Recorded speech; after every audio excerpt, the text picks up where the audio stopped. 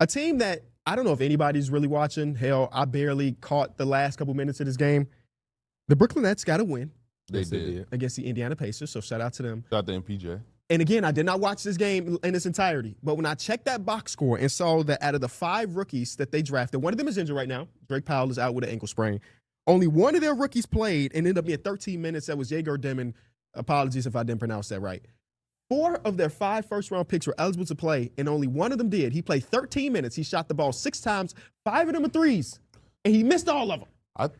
I think he takes too many threes. I think so too, for size, but he also is just not physically gifted enough to get past his defenders yet. So it's like, just take what you can get. And he's coming off that back situation. And it's not just about him underperforming, which is fine. He's a rookie player. It's about them not playing for anything and Jordy Fernandez still being like, hey, I can't play you because you're not good enough. Or the Billy Donovan approach, you got to earn these minutes from me, even if it's against Tyrese Martin. As a Nets fan, I'm just speaking from their perspective.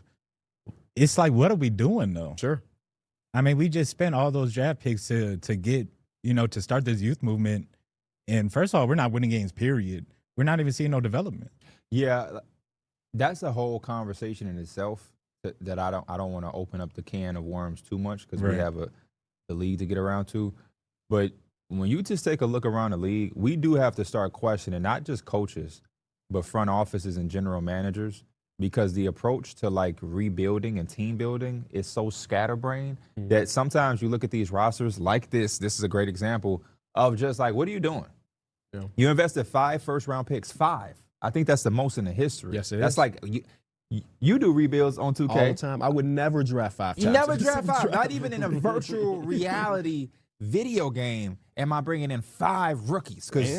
And 2 point guards who play similarly. 2. I would say 4 of them 5 is point guard. Well, I'm just saying, count them. Ben Seraph and Jaeger Demon, they literally play exactly the same. Yeah. They literally have pass first guards. Yeah. But I mean, that was the one position that was depleted. Sure. So let's get 10 of them. And try, if one of them pops off, great. But to KB's point, you're not even playing them. Yeah. The only one played, and he only played 13 minutes. So, yeah, I've been seeing that a lot around the league where I'm just not liking the direction that some of these teams are going in. And it's been a little disappointing. But switching gears to teams that have been doing a rebuild correctly, I don't know how much y'all are watching this team. I'm not going to sit here and act like I'm watching every minute, but coincidentally, when I turn this team on or when I have their games on, I'm able to lock into their fourth quarters. And I put a tweet out last night saying it about this guy, and the entire basketball world agreed with the tweet.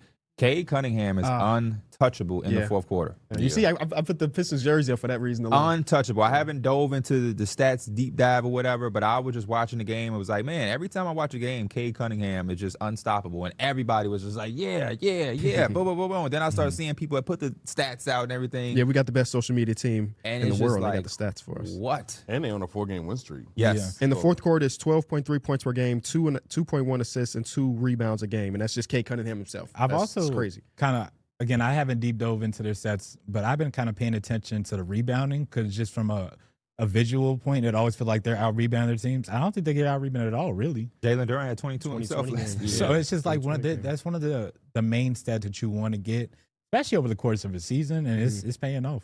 Yeah, it's kind of crazy because that first game, it just didn't look good. And then kind of like they got a rhythm, and they haven't looked back. And I like the fact that they haven't looked back. Cade has looked amazing. He's having a career year in assists as well. Isaiah Stewart being a starter for them has paid off. I don't think that's going to stick, but I do like him coming off the bench. And I think if he continues to play these minutes, he's going to be eligible to make all-defensive player an all-defensive team this year. So hopefully they continue to keep his minutes at a rate to where he can qualify. I'm happy for them. I'm happy because I was concerned about the Pistons. Yeah, I was too. That first couple games was yeah, but they're back on track quietly too. Yeah, I like that. I like that a lot.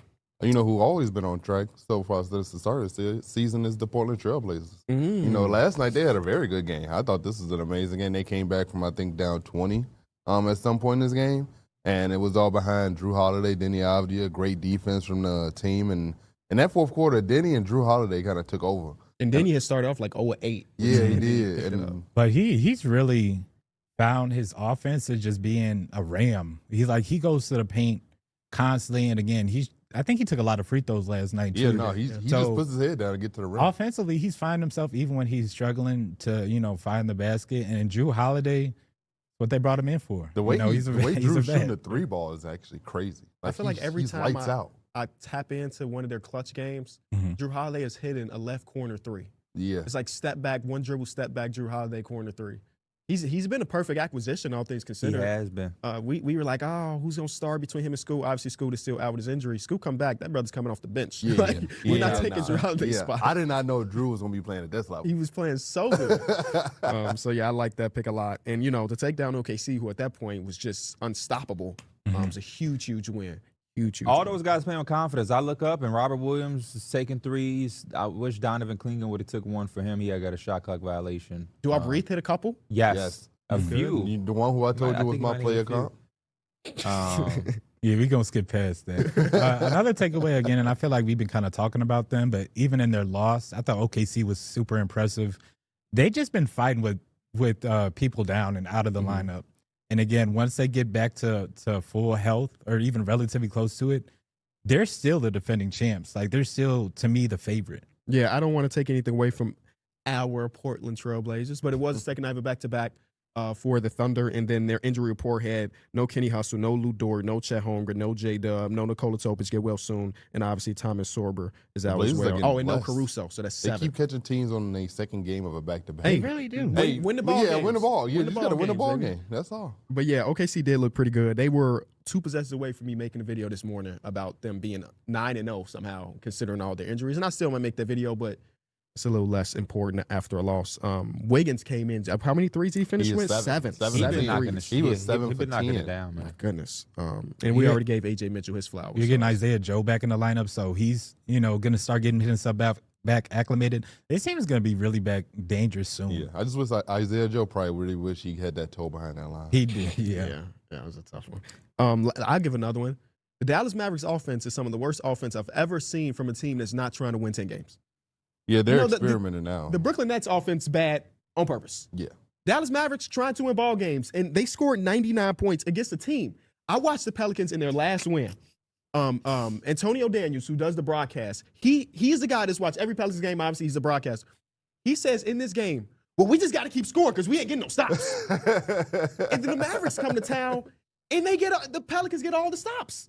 They didn't even hit 100 points against the Pelicans. That's crazy. It is the most mind-blowing offense, and that's even with Cooper Flag having a good game last night. Yeah. But it's better games, It's bad over They're there, missing man. creation. They've been Yeah, they play. don't have any He creation. bench Yeah. play. He ended up shooting the ball. Good response game. D'Angelo Russell, he's just a roller coaster. And, I mean, he couldn't even close out the game last night. So you're closing the game out with no point guard when your offense is struggling. 2 wins for the Pelicans in a row, though. No Zion, Just like 2 that, wins. they're right back Yeah. with the Mavericks. So Crazy. another team, and I think this is a conversation for y'all to get in on, and I know we're going to talk about them probably as the weeks go on. Hey, man, that Memphis Grizzlies situation is not over. It's not a one-time conversation we had. It's deeper than what we thought it was, I believe. I'm going to make another video about them. Not only is Ja looks disinterested, Jaren Jackson, the rest of the team is looking disinterested, and the fan base is very loud right now, especially when you go on social media. And I do think that the Memphis Grizzlies internally will have to find a solution very fast.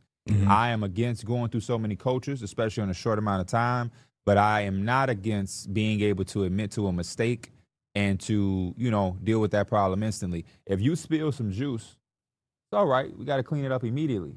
But now if you spill the juice and you let it sit there for 35 minutes, it could permanently stain the carpet.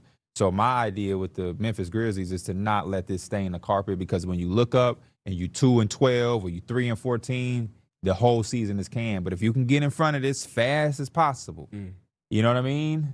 It may be something to repair this, but it does not look good whatsoever. I don't really have anything positive to say. I mean, last night you kind of saw it. They not communicating no defense. Amen literally scored multiple times on just standing in the dunker spot and just getting it dropped off to him, and he's just dunking it. Shout out to him, too. 26 shot attempts. Yes, I Incredible. love that for him. Ja also got to be accountable, too. Like, he's not doing what Ja's supposed to be doing. Absolutely. So it's on both sides right now. Yeah. It definitely got to be accountable for Ja, but the overall team It hasn't looked good at all. It's 15-man roster, and that got to start with coaching.